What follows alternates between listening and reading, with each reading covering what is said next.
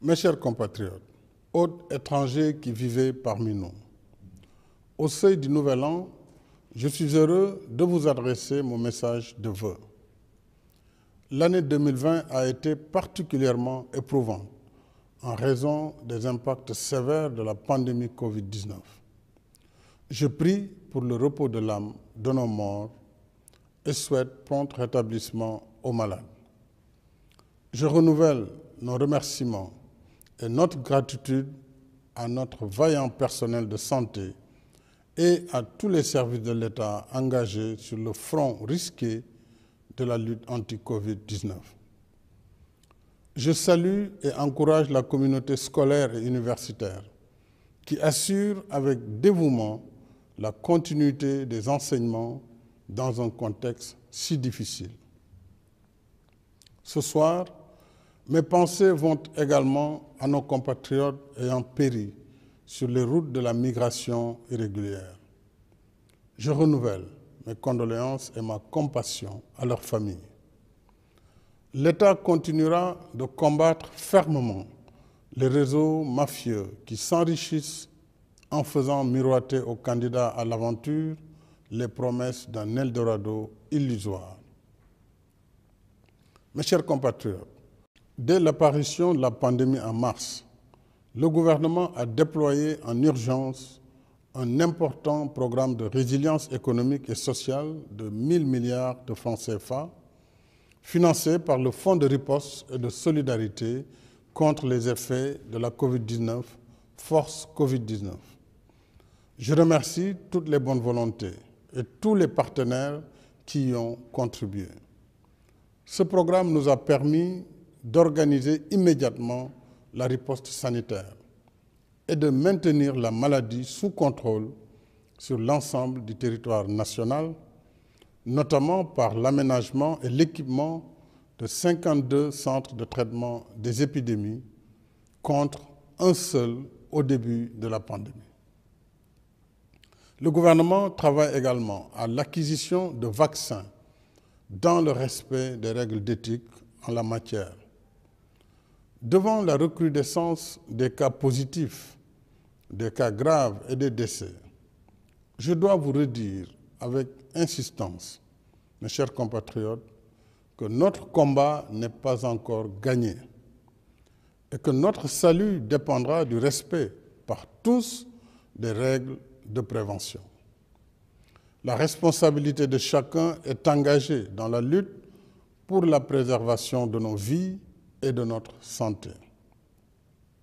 Et l'État continuera de veiller sur l'application stricte des mesures d'ordre public.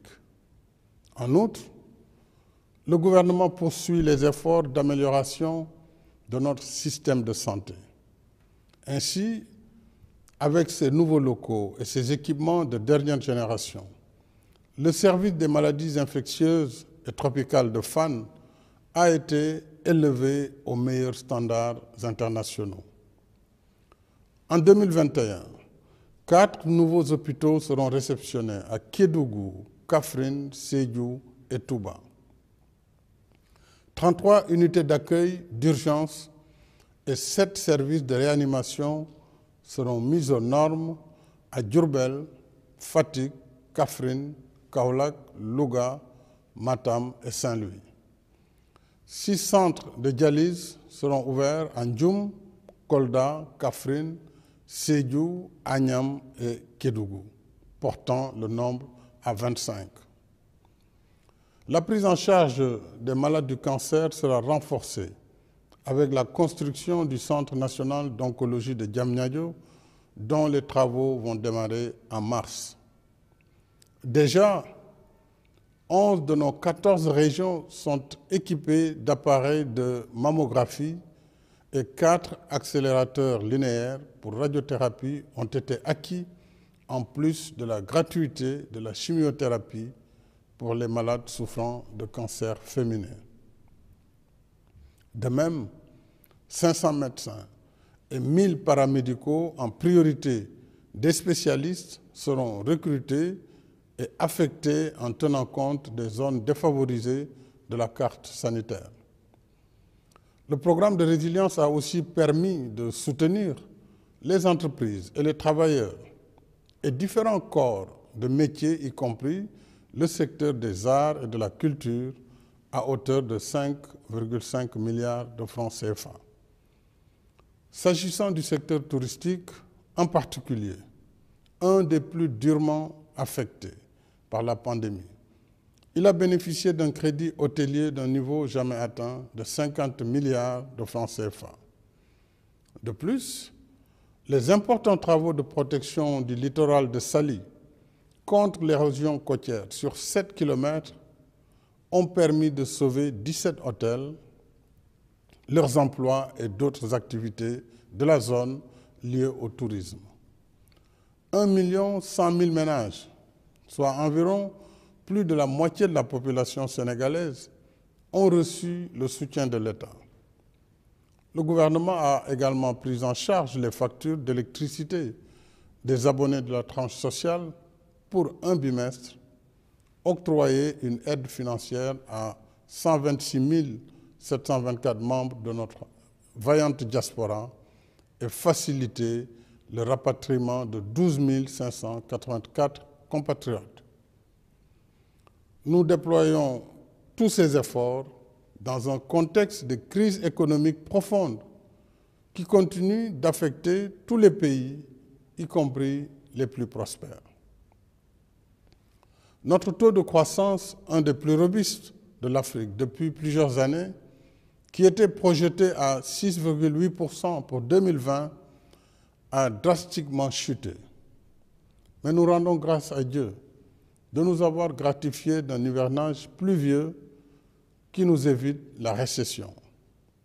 Ainsi, à la faveur des prévisions météorologiques qui annonçaient une pluviométrie abondante, j'avais porté le budget de la campagne agricole 2020-2021 de 40 à 60 milliards de francs CFA, soit une hausse de 50% pour l'achat de matériel et intrants agricoles. Grâce à nos efforts, les récoltes de cette saison ont battu tous les records. C'est le cas notamment pour les céréales, riz, mil et maïs, avec 3 811 000 tonnes, couvrant ainsi 95% de nos besoins en céréales, et l'arachide avec 1 826 590 tonnes. En soutien à nos braves paysans, le prix plancher du kilogramme d'arachide a été relevé à 250 francs CFA contre 210 francs l'année dernière. La campagne de commercialisation connaît un franc succès. En même temps, il faudra assurer l'approvisionnement régulier de l'industrie huilière et la sécurisation des semences. En outre, l'aménagement des agropoles se poursuit. Les 443 fermes agricoles Natangé pour les jeunes occupent aujourd'hui plus de 30 500 acteurs, confortant l'agriculture ainsi que l'élevage et la pêche comme source nourricière et pourvoyeuse d'activités génératrices de revenus. L'emploi et l'auto-emploi des femmes et des jeunes restent une priorité élevée du gouvernement, parce que les femmes et les jeunes sont les forces motrices et le cœur battant de la nation.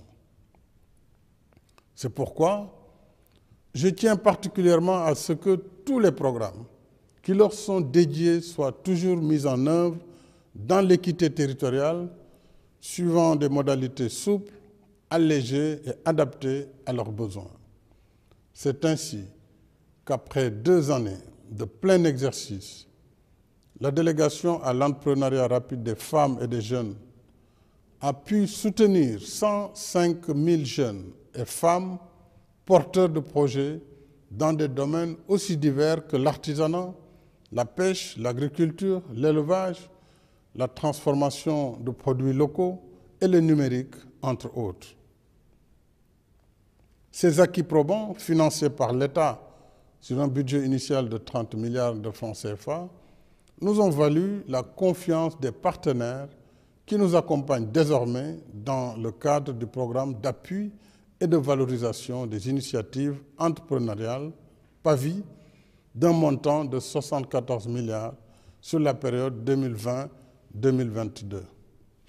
Le PAVI, logé à la DER/FJ, permettra, entre autres, de financer plus de 14 000 initiatives entrepreneuriales, générer ou consolider environ 65 000 emplois directs et 89 000 emplois indirects, et former plus de 27 000 entrepreneurs.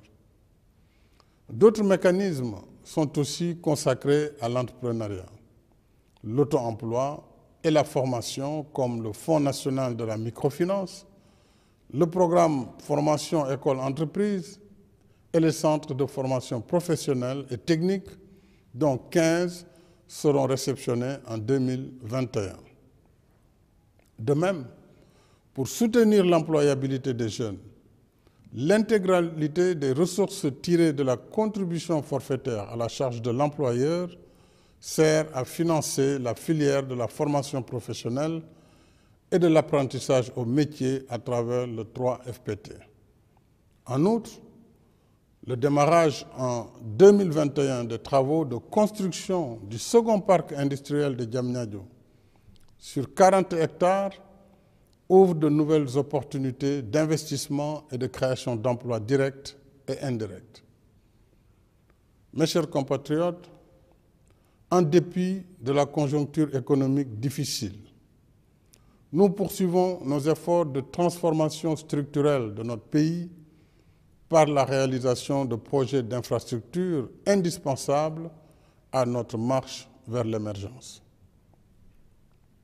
Ainsi, grâce aux investissements massifs de ces dernières années, notre pays figure à présent dans le top 10 des meilleurs réseaux routiers et autoroutiers africains. En 2020, 9 projets routiers ont été achevés sur un linéaire de 425 km de routes revêtues avec leurs ouvrages connexes, ponts et autoponts, en plus des pistes rurales dont le réseau sera densifié dans le cadre de la seconde phase du PUDC.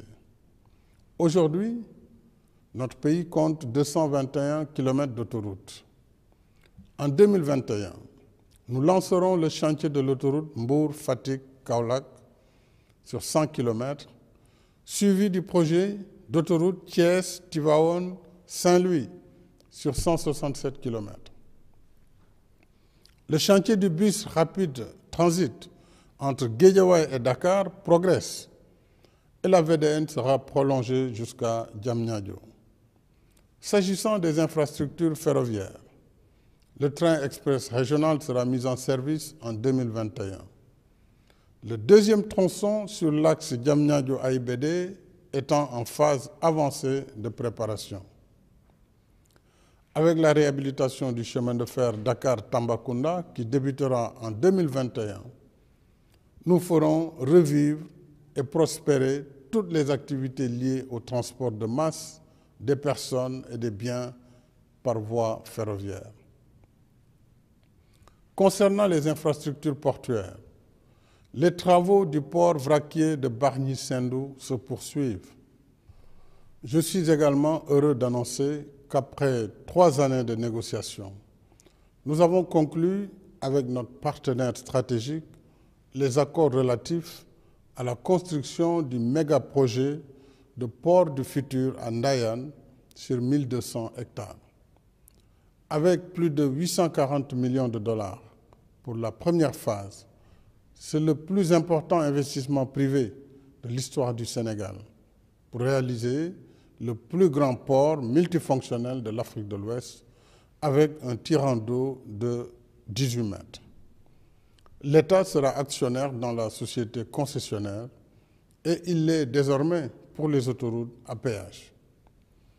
Une fois achevé, ce projet à forte intensité de main-d'œuvre contribuera à décongestionner Dakar et attirera d'autres investissements au sein de la zone économique spéciale jumelée au port. S'y ajoute que notre pays vient d'adhérer à l'initiative dite Passeport logistique mondial qui, en intensifiant considérablement le volume des activités de fret, le projette dans le cercle restreint des plus grandes plateformes maritimes et logistiques mondiales. Sur le volet aéroportuaire, l'AIBD verra sa plateforme technique renforcée avec la construction d'un centre de maintenance aéronautique. Le programme de réhabilitation des aéroports régionaux a déjà commencé à Saint-Louis et se poursuivra en janvier à l'aéroport de Ourossogui-Matam.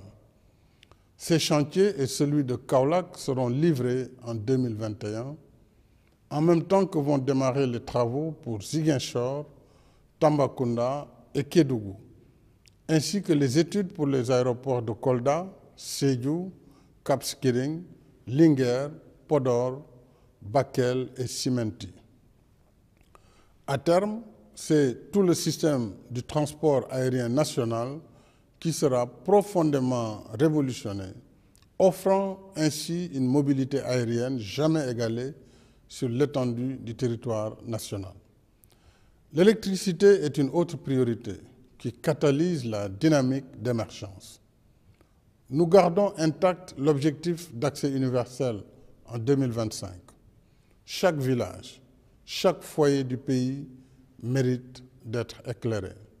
C'est cela aussi le Sénégal pour tous. D'une puissance installée de 1249 MW en 2019, nous sommes passés à 1350 MW en 2020.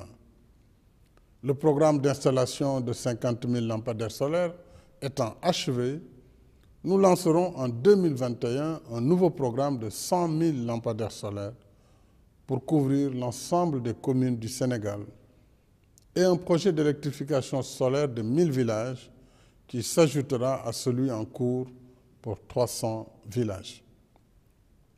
De même, le PUDC lancera un nouveau chantier d'électrification de 2000 villages qui bénéficiera à 433 144 habitants et augmentera ainsi de 11,36% le taux d'électrification rurale.